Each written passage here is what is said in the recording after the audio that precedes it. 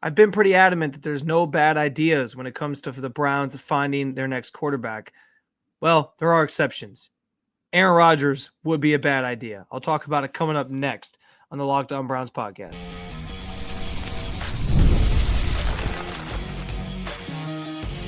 You are Locked On Browns, your daily Cleveland Browns podcast. Part of the Locked On Podcast Network, your team every day. What's up, Dog Pound? I'm Spencer German, your host of the Locked On Browns podcast. I'm proudly covering your Cleveland Browns each and every single day in the land and on the road. In no way, shape, or form can the Cleveland Browns pursue Aaron Rodgers as an option to bolster their quarterback room this offseason. Also, what if Myles Garrett just wants a rookie quarterback at number 2? And I told you you had nothing to worry about when it comes to Nick Chubb returning to Cleveland. I do want to thank you for being an everydayer at the Locked On Browns podcast and making us your first listen every single day. The quarterback conversation obviously going to be an ongoing one and one that dominates when it comes to the Browns offseason plans and just in general how we talk about this team. And I will get into, as I said, coming up, the options at number 2. If there's some way to keep Myles Garrett on board with what you do at number 2, but I also have maintained that I think Cleveland's going to do a little bit of everything. They're going to probably sign a veteran. They're probably going to draft a rookie, whether that's a 2 or elsewhere, it remains to be seen. But I think they're going to sort of do, pull from different buckets here and put together a different looking quarterback room and see what kind of bears itself out, have like an open competition and go from there. Now, as far as that's concerned, and I've been, again, pretty staunch that there's no bad ideas when it comes to what to do at the quarterback position. If you're somebody that likes Daniel Jones, I get it as kind of a revival project, or a reclamation project. If you're somebody who likes the idea of maybe Kirk Cousins and taking a stab at him for, the vet minimum $1.2 million, I totally get that.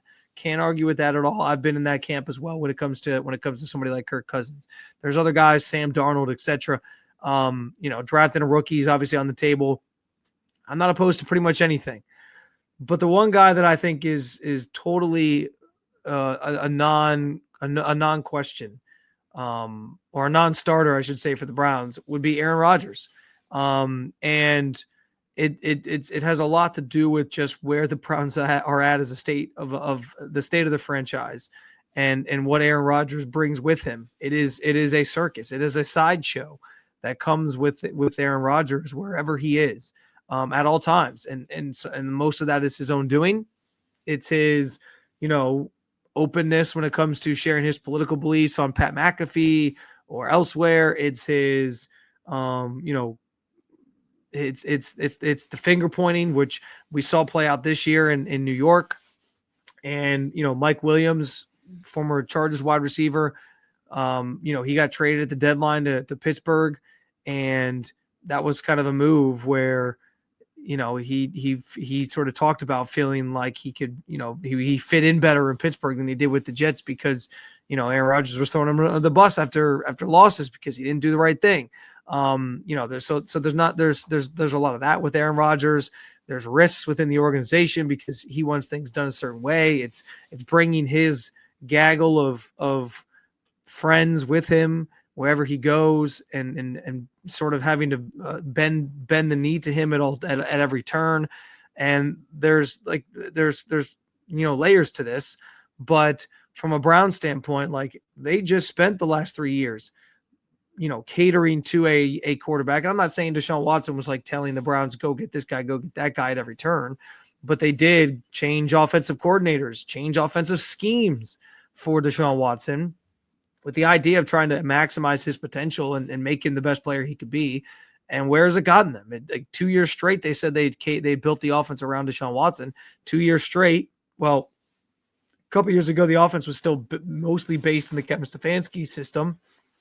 But this past year, the one that was really built to his skill set, supposedly, it was an utter failure. It was awful. It was one of it set back offenses to the Stone Age with how bad it was.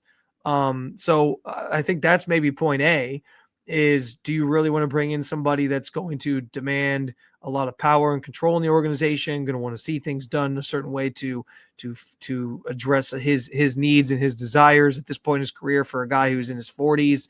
And it's not like it's Tom Brady. If it was Tom Brady, yeah, of course you would do that. Tom Brady was still getting the results at that age. Aaron Rodgers, that still remains to be seen. On top of the fact that he's coming off the Achilles injury, and at this point he obviously will be, a second year removed from the injury. So I guess there's still the potential that he can still have something in the tank. And I think there probably is still some desire from Aaron Rodgers to want to play this sport. And I do think in spurts last year for the Jets, you still saw some of the football IQ part of it for him. You still saw him play at a high enough level that he can win games in this league. And maybe if he finds the right place to land, that can lead to success for some team making the playoffs or whatever it might be. I just don't think that can be in Cleveland. And it's when you combine all these things together, the off the field stuff, the weekly appearances on the McAfee show, the distractions of it all. Again, this organization with a combustible locker room as is. I mean, you got Myles Garrett requesting a trade out of the franchise because of the fallout from the Deshaun Watson situation and the Deshaun Watson trade. You're still getting through that. You're still they're just now starting to try to mop up that situation and get clear of the one of the lowest points in franchise history because they made that deal. You can't bring in another head case circus to have to sort of deal with. From a PR standpoint, it just makes zero sense to sign up for that. Willingly invite that into your locker room, willingly invite that into your team in the name of trying to stay competitive with a veteran. So I understand the Browns have to take a leave no stone unturned approach to the offseason. They wouldn't be doing their job. Andrew Berry wouldn't be doing his job if they didn't do that. If they didn't approach this offseason, keeping all options open when it comes to trying to find who their next quarterback is going to be. And the nice thing is they are in position to obviously draft one super early if they fall in love with one. And maybe this all kind of takes care of itself anyway. But yeah, fine, leave your options open. Explore every avenue. Take every turn. Figure out who the best fits are and who the maybe the worst fits would be. But in no way, shape, or form can this offseason culminate in the Browns bringing in Aaron Rodgers and inviting more drama into a locker room that needs to just they need to cleanse the palate here a little bit. They need to lay low. They need to get away from the controversial figures at that position. They need to just find some stability and be able to sell that to fans. At this point, Aaron Rodgers, the juice isn't worth the squeeze, even if there is something left in the tank for him. And I do think there is still something left in the tank. I don't think he's the worst quarterback in football if he's a starter. I don't think he's, still a top 10 guy either. So the juice isn't worth the squeeze when it comes to that player, who you'd be getting, what you're signing up for. This team needs good PR, not bad, not more bad PR. And so I think that needs to be the focal point as they go through this process. Again, understanding and believing that they should look at everything and there aren't really any bad ideas. The one thing I can wholeheartedly say is or would be a bad idea is if you bring in Aaron Rodgers. Can't do it. Just can't do it. So stay away is my warning sign to the Browns. And that's the one quarterback I think just does not make sense for their current situation and where they're kind of trying to go and how they're trying to sort of pivot out of one bad situation. You don't want to invite in another one that's going to be, that's going to just invite more criticism and whatnot into your facility every day. With that said, the quarterback search obviously will be the talk of this town for months to come. And, I talked a little bit about Myles Garrett revealing potentially the Browns' plans at quarterback as he knew them. I want to know I'm kind of curious if maybe his trade request is a ploy to get the Browns to actually take a quarterback at number 2. I'll explain what I mean and why it could come to fruition coming up next on the Locked On Browns podcast.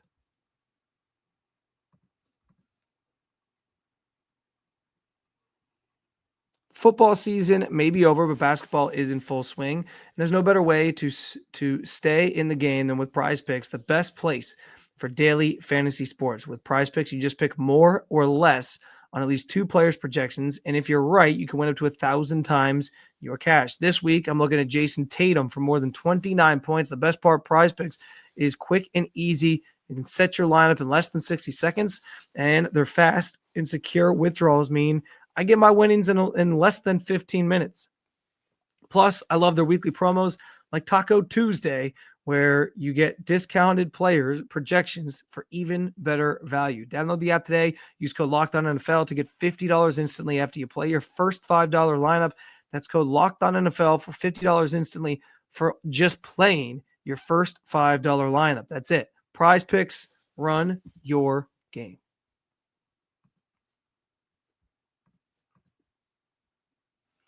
All right, so I do believe that Myles Garrett is serious when he says he wants out and he wants to go to a contender.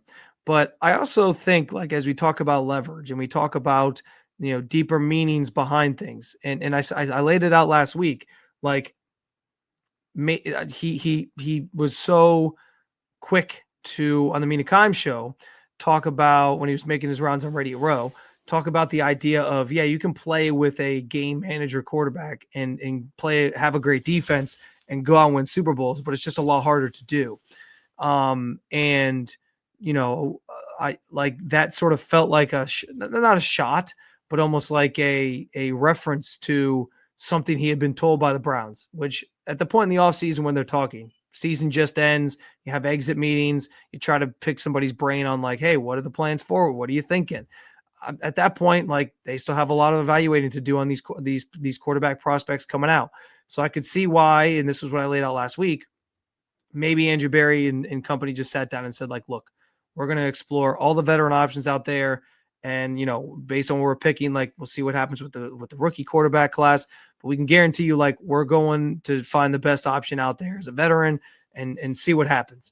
And if that's all he really knew at this point and all he really understood about the plan, then maybe that wasn't enough. Maybe that wasn't going to convince him to stay because he's seen this team with a sort of bridge quarterback or a game managing quarterback, somebody like Joe Flacco at this point in his career, a couple years back, get you to the playoffs and come up short because the quarterback play matters the most at that time of year.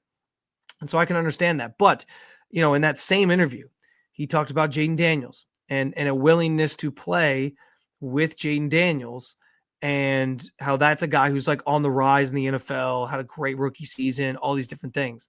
And so I almost wonder if Myles Garrett's trade request becomes, and maybe this was by design, maybe it wasn't, becomes a pressure point for Myles to encourage the organization to take a quarterback at 2. Like, go get that position figured out at that spot, figure out which of these guys you like best and make it work. That kind of feels like it could be a maybe not the primary purpose of all this that Myles is doing. I do think the primary purpose is that he does want to get out, but it could be sort of like a secondary part of this where he's like, I want out, but listen, I'd come back to the table if you pulled the trigger on somebody at 2 and you feel like they could be our Jaden Daniels. And that's not to say, I want to be clear, that anybody in this class is going to go out and have the season Jaden Daniels just did, or is going to have the career that Jaden Daniels just did.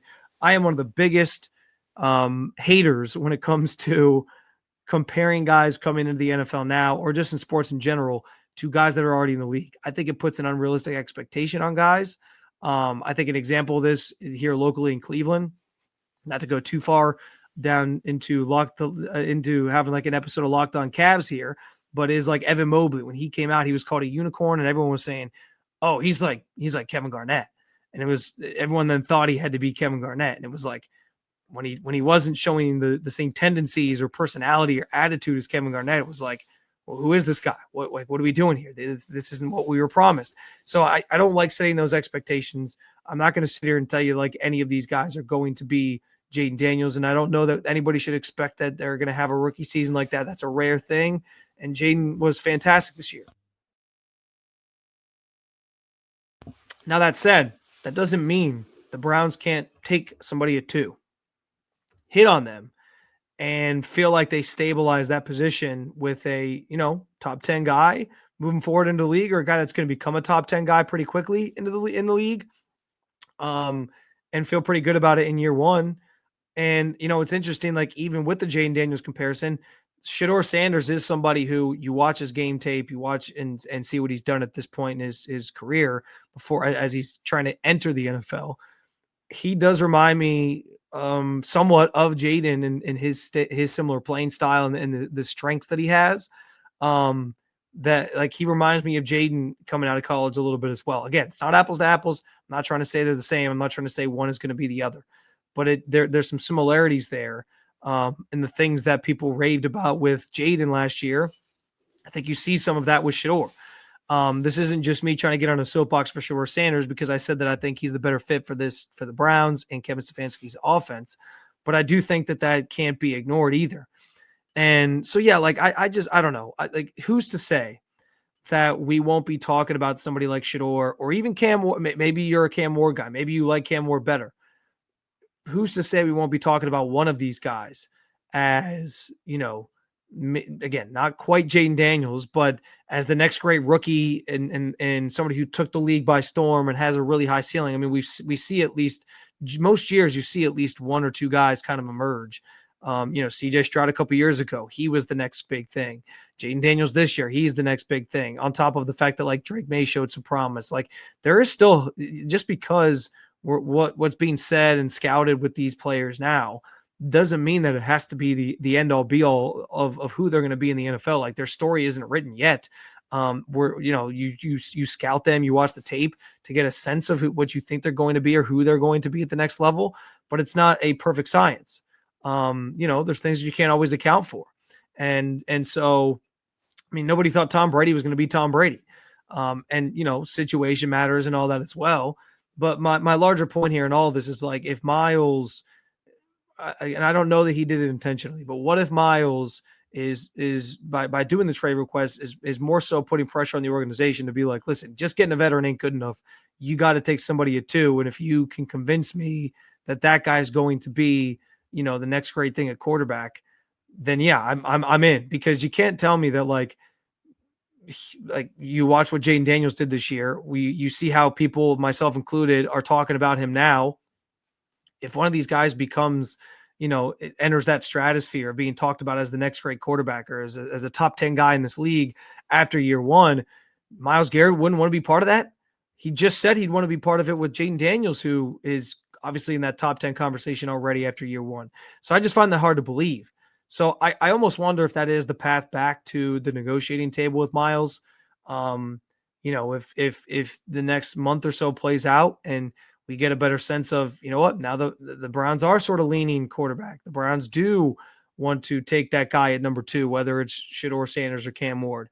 And maybe that's how you sort of sell Myles on, listen, I know you're worried about the future. I know you don't think we're ready to compete, but here's our plan. We're going to take this guy. We believe in him. Here's why.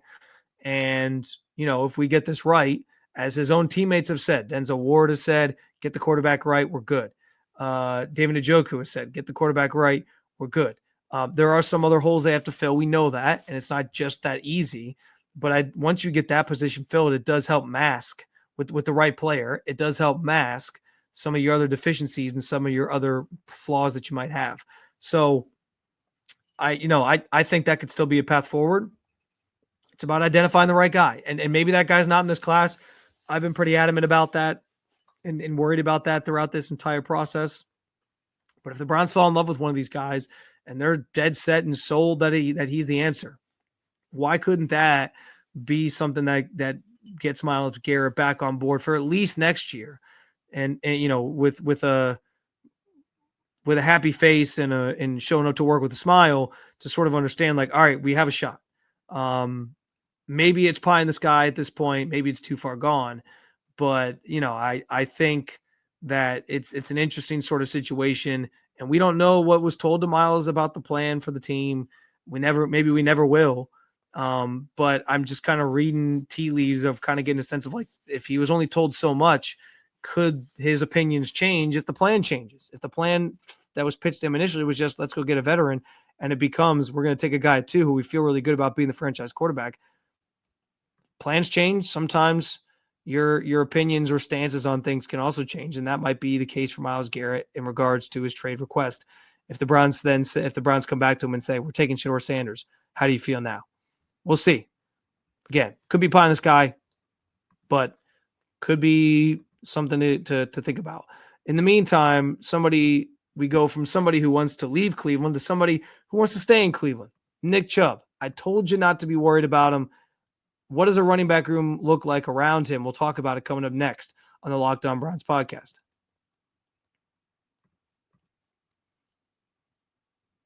When the game tips off, the NBA action is just getting started, and there's no better place to get in on it than FanDuel, America's #1 sportsbook. With FanDuel, you can place live bets throughout the game, so even if you miss the opening tip-off or want to bet a fourth quarter comeback, you can stay in the action. And if you're looking for a bigger payout, you can even combine your live bets into a same-game parlay. With the NFL season behind us, you already know I'm betting the Cavaliers a ton, even more so now with the season that they're having. They're playing great. They just traded for DeAndre Hunter. Real chance to win the NBA Finals, I think. And so there's going to be some good opportunities to cash out big with the wine and gold. And that can be true for you as well when you bet on the NBA. Plus, the app is easy to use. And when you win, you get paid instantly. Right now, new FanDuel customers can get $150 in bonus bets. If your first $5 bet wins, just visit FanDuel.com to join today. That's FanDuel.com for your shot at $150 in bonus bets. Make every moment more with FanDuel, the official sports betting partner of the NBA.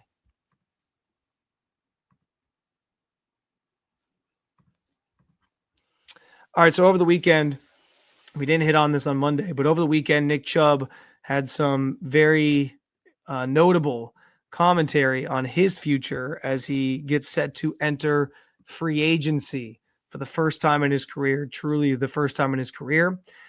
He was speaking, I know the Akron Beacon Journal wrote the article. He was speaking, down in New Orleans via Zoom call through like whatever his sponsorship arrangements were for the week. And he was asked about whether or not he wants to return to Cleveland. And his response was, of course. This is where I was drafted. This is where I played the last 7 years. I'm not sure how it'll work. This is the first time I've been a free agent, but I'd like to get it done sooner than later. He sounds like somebody who's highly motivated to A, stay in Cleveland, and B, get something ironed out pretty quickly so that he's not just like dwindling, flailing in the wind, waiting for something to sort of come to fruition or finding out where he's going to be playing next year. He wants to get this thing settled pretty quick. I think that can be arranged. And I've said since the offseason started that I envision Nick Chubb being back with this team next year. It makes a lot of sense from mostly a PR standpoint. You need good PR with this. With this franchise needs as much good PR as they can get right now, given how the Deshaun Watson thing is gone. And bringing back Nick Chubb, retaining Nick Chubb is about the best kind of PR that you can have for the Browns. Fan favorite, guy that everybody loves and adores. Shows up to work every day, works hard, sets the tone in that locker room. So much good can come from having Nick Chubb on this team and with this team. And so I think they will bring him back. I also think, there's still something in there that the Browns can sort of use and utilize as a weapon. But I think bringing him back does raise some questions about what the room looks like around Nick Chubb. Jerome Ford will be going into the last year of his rookie deal. I think he's still obviously part of your plans and part of your future there. And I do think you get a third guy via the draft. The nice thing about this draft class is this running back group is the deepest group of position players probably in the entire draft. I don't think there's a position that's deeper. I mean, this thing's like 30 guys deep that people are high on or have good thoughts on as potential contributors at the NFL level. And I think that's perfect for the Browns to maybe even draft 2 guys, depending on how many picks they actually end up making draft weekend. Some people have them trading back and they make like 15 picks. I don't think that's going to happen. But even if they make like 7, 8, 9 picks, I could see 2 of them end up being running backs to sort of just like bolster that group, get a couple young guys kind of coming in. One that could be a frontline player for you, one that could be more of like a reserve backup type role, the same way Jerome Ford has kind of become that for this team. But like, yeah, I think Nick Chubb's role, if you bring him back, and I'm assuming they will, and based on his comments, he wants to get something done. I think it's something where he's maybe your headliner on first down, second down maybe, and then you have your new rookie coming in as a guy to sort of spell him and take the reins, who can maybe be a third down back as well and catch passes out of the backfield. And Jerome Ford gets worked in where he gets worked in. Like, I think you can kind of have this three-headed snake, if you will, understanding that you're not going to keep all these guys. You're probably not going to keep Jerome Ford beyond this year. But and I'm sure Nick Chubb will only be on like a 1-year deal if he comes back to Cleveland. So that, it's there's no guarantee that he's back beyond this season either. And at some point you won't, I'm sure, keep bringing Nick Chubb back just because it's a good PR kick for you. You got to obviously see what plays out on the field, and see what he can still give you. But like, I think there's room for him in this group and to sort of lead the charge of that group. On top of the fact that like Nick Chubb is a highly motivated individual. I think we underestimated how difficult it was going to be to come back from that knee injury. Even when he was able to return, like, he probably still could have used more time because it's just such a gruesome thing he was coming back from, such a difficult thing to bounce back from. And those last couple of games before he had the foot injury, it felt like he was maybe looking like the best version of him, he was looking as close to what he used to be as he could. I don't know that he was there fully, and I don't know that he'll ever get back to there fully, but he was closer.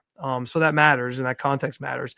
But like, I don't know, maybe he never returns to that form, but I still think he can provide you something in the way of a spark.